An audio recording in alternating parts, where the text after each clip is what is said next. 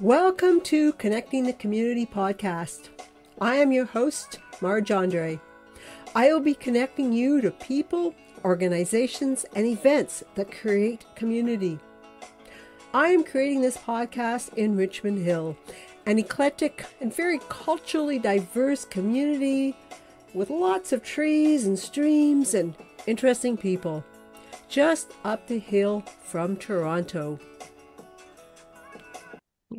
On this podcast, I will be talking to Lorris Herenda, the CEO of Yellow Brick House. She's been on the podcast before. This time, I wanted to talk to her about an art exhibit entitled Break the Silence, Echoes of Empowerment. It's on this weekend at the Mill Pond Gallery. Friday is the opening night, tomorrow, 22nd, and it's also open on Saturday and Sunday. So welcome, Loris. Nice to see you again, Marge. I expect you are a very busy person right now because in terms of what you do, there's so much going on. Can you give your elevator speech of what you do?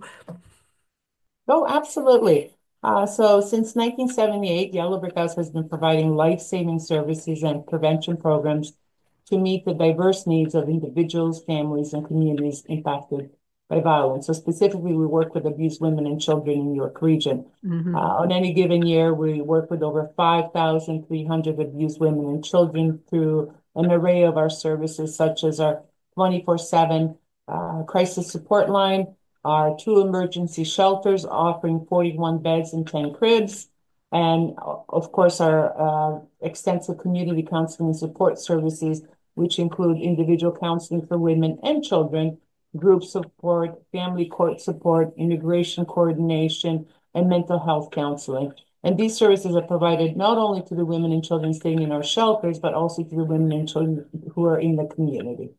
Okay. Okay. That was a long elevator ride, but thank you for that. Okay. Uh, Although I really want to talk about this art exhibit, I think to put it in context, I think we should first talk about the reasons that there is this art exhibit happening now. So, from what I gather, November 25th, which is Monday, it's a kickoff of 16 days of activism against gender-based violence. And November 25th is also the International Day for the Elimination of Violence Against Women. So, what is all this about? And the 16 days of activism, I had not heard of that before. Well, actually, March, the 16 Days of Activism has been around since 1991. Oh. It is gaining some momentum in the last few years in Ontario and in Canada in general. And this started provincially, actually. 10 years ago, we kicked off a Wrapped in Courage campaign, raising purple flags or wearing purple scarves, basically to show that the courage of a woman alone is not enough. She needs the community to support her, to show that we are committed to walking towards ending domestic violence, gender-based violence, intimate partner violence. Those are the three terms that are used interchangeably. And we know that the issue of violence against women and children has reached epidemic proportions in Canada, with 1 in 3 women living in a violent home with her children, and that almost 1 million Canadians, elderly Canadians, are also dealing with abuse and violence on a daily basis. So collectively, it is about during the 16 days of being active and really getting engaged in your community to work towards breaking the silence. Okay. Okay. This year there's a theme. It's Come Together, Act Now.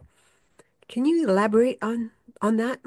Absolutely. So the Government of Canada's theme for 2024 is Come Together, Act Now. And it really emphasizes that it's crucial for everyone to get involved. This is not a woman's issue. This is everyone's issue. And a call to action is particularly to men and boys in changing societal norms, attitudes, and behaviors that lead to intimate partner violence. It's a call to action urging all of us to recognize that the signs of gender-based violence are around us, and we need to be able to reach out and support individuals that are impacted by it. Okay. Okay. Come together, act now. I think I like that. Okay. So part of these 16 days of activism is the National Day of Remembrance and Action on Violence Against Women on December 6th. So that is really honoring the victims of the Polytechnique Montreal tragedy, which was 36 years ago. Do you have specific memories about hearing of that massacre? Actually, Marge, I really, I do. I was a young woman at university at that time as well. And I remember coming home and my landline was ringing. We didn't have cell phones at that time. And it was my mother calling me and she was crying. And I thought we had a family disaster occur. And she was saying to me, thank goodness you're alive. And I was like, Mom, what are you talking about? And she says, and she basically shared with me what she was watching on TV, absolutely horrified. And I became horrified at the level of hate that was directed towards these women who died because they were women. Hmm. And it really evoked something in my heart, in fact, of really highlighting the gender inequalities and the work that is still needs to be done ahead of us in order to remove that sort of stigma and remove that hate and gender disparity. Hmm. Yeah. Did it sort of prompt you to go in the direction you have? Absolutely. I've always been inclined to be in the field where I can assist people, but that can be very broad and you don't necessarily have to narrow it down. But for me, speaking for women and for children, for the vulnerable in our society has always been my passion. And I can say that the tragedy of December 6th, definitely paved the path for my future engagement in the community and the work that I do. Okay. Well, I believe that the last day of these 16 days of activism is another important day, the Yes, National Day of Human Rights, which certainly speaks to women's rights. Can you want to speak about that day? absolutely. The right to be safe and to be alive and to live free of violence is a basic human right, which is continuously disregarded when it pertains to women and children, given the fact that we have reached epidemic proportions in Canada. Yeah. Okay. Well, there's some really heavy topics to think about. So I think it's good we shift and talk about an art exhibit. Uh, can you tell us about the exhibit? Like, where did the idea come from? Well, the exhibit actually was made possible through the York Region Community Violence Prevention Funding Grant. And we proposed the idea to the grant funder, and they loved it and they encouraged us to apply. So we received a small grant to organize a youth event focused on creating meaningful art pieces. And we spoke to the Richmond Hill group of artists about the staff recognition painting, which we did in the past, and they've actually loved the project too, and they are on board and are supporting us. So the artists are basically that we have 15 young artists ages 15 to 18 years of age across different high schools in York Region, and each one of the artists is contributing one painting for a total of 15 pieces. And part of the grant package was the fact that they each participated in our Break the Silence Step in My Shoes walk that took place in Aurora at St. Andrews College on November 3rd. And they also received a healthy relationship workshop that highlighted the need of understanding what healthy relationships look like and what dating violence looks like. And of course, creation of these pieces of art. Yeah, so that's how this project was born, and it really aligns with the 16 days of activism where we're engaging youth and we're engaging young men who are increasing their awareness about the severe problem that we have in Canada and helping to really develop future leaders who are going to speak about this issue as well. Okay. Are any of the artists males? Yes, we have male artists as well that are engaged. Okay, just Absolutely. just curious. So have you seen the art? I have not seen the art as of yet. I'm going to be attending tomorrow night. So I'm really looking forward to seeing the incredible work that these young folks have done. I have heard from others that had a little bit of a glimpse at the Mhm. artwork, and they're claiming that it's absolutely incredible. Hmm. So I'm very excited to attend and see how young people look at this societal issue that we not issue. It's definitely a huge problem. I'm just so curious to see their perspective on this. Yeah, no, I am too. So I'm going to see you over there tomorrow night. I love the Mill Pond Gallery. I love the feel of that. So if anyone hasn't been there, this is a good reason to go there for the first time. But and also youth art. Again, I am totally intrigued at what is has been created. So yeah, that's so Absolutely. it's on for the weekend. Then do you know what happens to the artwork afterwards? Like, do the artists take their art home? Does there is there another home for it? No, so actually, the artists have very generously offered to sell the pieces of art to anybody who's interested. I believe there are $200 a piece, and they are donating all the proceeds of the sales to Yellow Brick House Ooh. to support nights of safety at the shelters. Anything that's not sold will be actually on display at our Richmond Hill administrative offices until our Celebration of Resilience fundraising event in May 7th, 2025, at which time, again, the remaining art, if there's any remaining art, will be on sale as well for our guests. Okay, so I like to hear that. So 200 times 15, it's what, $3,000 for you? So yeah. Right. Yeah. Okay, excellent. Okay, and will the artists be there on for the show?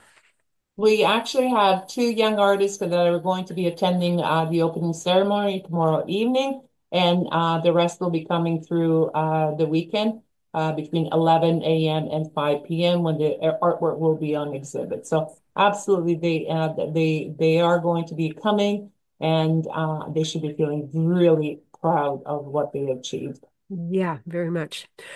Okay, I feel like we need to talk a little more about gender-based violence. I now recognize and we use frequently the acronym GBV. Uh, we're talking about it more, but it sounds like there's not a decrease in gender-based violence.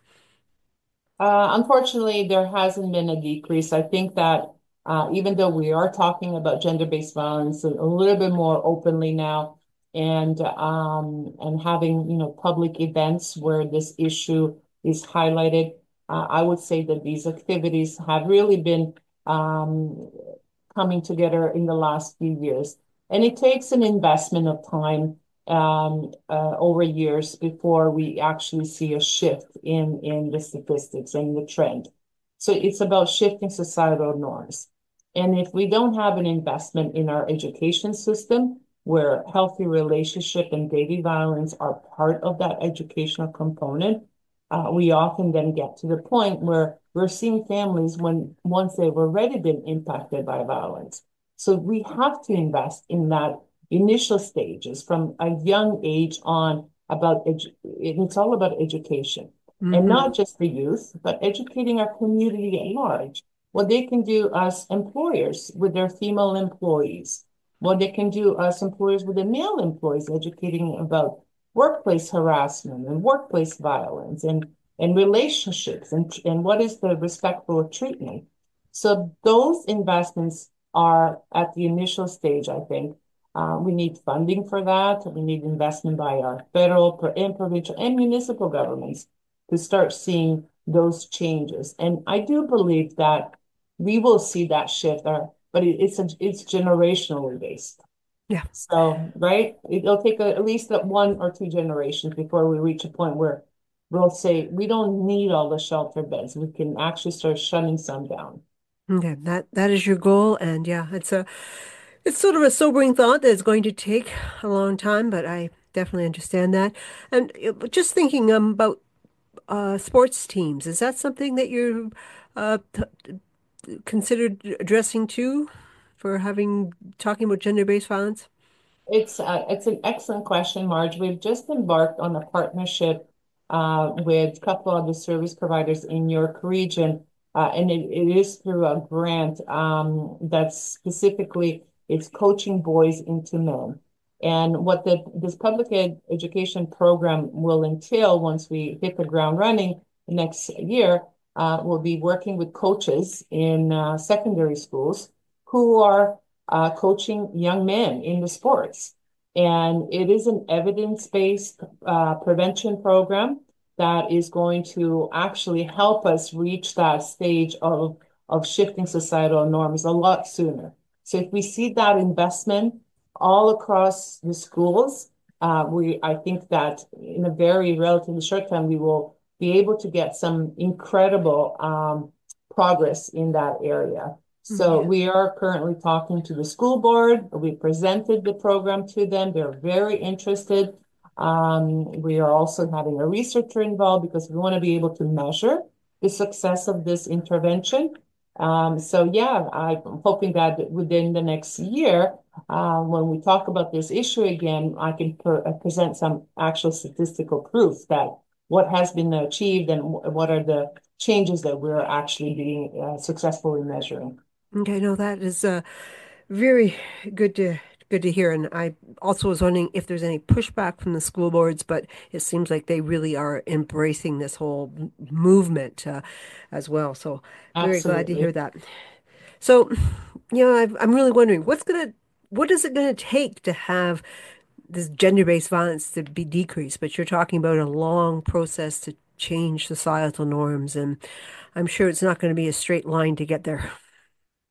Well, it's not margin. I think the approach that we need to take is twofold. One, we need to have sustainable resources for families who have experienced or are experiencing violence currently, and we are at a shortage of those resources for the families. So, between Yellow Brick House and Sandgate Women's Shelters, there's only total 70 beds in York Region, which has been the same for the last 2 decades. So the fact is that with our growing population and the increase in gender-based violence, we are not able to accommodate women and children who are calling to us who need a shelter bed. And so they're forced to remain in that dangerous situation at home. And what we've seen the last few years is an incredible increase in femicide, the murder of women and the murder of children. This past year alone, from November 26th of last year to September 30th of this year, 52 women and children have lost their lives in Ontario alone. Mm. And that number is a 13% increase from prior year. So clearly, these families who are in a dangerous situation and they're reaching out, and we're not able to help them because we don't have the shelter beds or we don't have sufficient staff to provide the safety planning or counseling support. It's heartbreaking because otherwise, these deaths are preventable if we have the infrastructure in place to accommodate them. So, right? Yep. Oh, yeah. It's and you hear about the cycle of violence, gender-based violence, and that. So, I see you as something Yellow Brick House is sort of stopping that cycle to continue. So we need to, yeah. Let's hope you can do more, and less is needed to be done. So, you've talked about what happens at Yellow Brick House, and I've talked to you before. You really are struggling to do all that you want to do. Um, and yeah, so you're facing with a shortage of staff, a shortage of space. Any other challenges that you're facing? The challenge, and I'm pretty sure most organizations, social service organizations will say this, our challenge is financial sustainability and the funding for our unfunded shelter beds. So as I mentioned, we have 41 beds and 10 cribs, and only 25 beds of the 41 beds are actually funded by the provincial government. So we need to fundraise about $50,000 per shelter bed a year. And we have an incredible community in York Region who supports us and has been supporting us for a number of years. But let's face it, the economy is not doing the best. People are struggling. People are facing, we hear it from our clients, but we hear it now also from our community where there's food insecurities that have grown incrementally. There's housing, lack of affordable housing. People are struggling. So our donations, in fact, are substantially down from prior year by about 30%. Mm, So it's a challenge for us because in order for us to continue providing the services at the current level, which is still not meeting the need, we're struggling from a financial perspective to make that happen. So it's a challenge, and we certainly do our part of advocating with all three levels of the government in terms of the dire need to maintain at least our current level of services before we can even talk about expansion down the road. all right. Okay. Well, this is the season to give and to give to charity. So I certainly would suggest that Yellow Brick House be one that people do consider. So again, it will be in the podcast notes. Anything else that you wanted to add, Loris? I appreciate you putting out the call to action and the call to support to Yellow Brick House. And I would like to, for anybody who's listening to this and sharing the podcast, to really understand that with every dollar that you support, you're helping us save lives. And you're supporting us during the month of November. We do have a matching campaign through Great Birch Foundation. For every dollar donated, they match it for up to $25,000. So every dollar you give, it's doubling the impact that you have on the women and children in our community. Okay, that is very nice. Okay. I do end the podcast asking the same question to all guests. And even though I asked you last time, I can't remember what you said. I'm not sure if you remember, but I want you to name one thing that you really like about this community. Oh, that's a great question. And no, I don't remember what I said last time, but one thing that I love about Richmond Hill, I love the incredible diversity Mhm. and different cultural groups. I think it is completely rich and empowering to be in Richmond Hill. Okay, very good. I like that answer. So again, thank you, Loris, for taking the time to do this podcast. And I'm looking forward to admiring the art with you tomorrow night. Thank you. I look forward to seeing you tomorrow night. Okay, thank you. Thank you for listening. I would very much appreciate you sharing this podcast. Please tune in next week as we continue to explore the community. Consider emailing me at Marj, M-A-R-J, at marjandre.com. I welcome suggestions for podcast guests. Stay well, stay connected.